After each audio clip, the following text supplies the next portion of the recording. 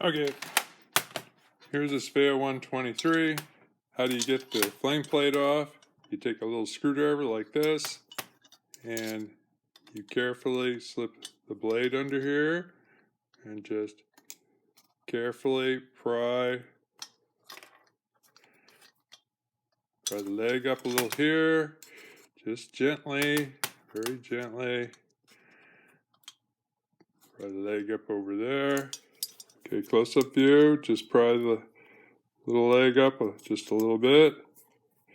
Just rotate the screwdriver, see, like that. And you do a couple of those and it should kind of come right off. Alright? That's how you get it off. Just like that. A screwdriver.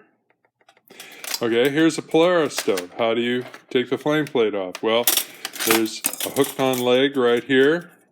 You can see it's hooked on.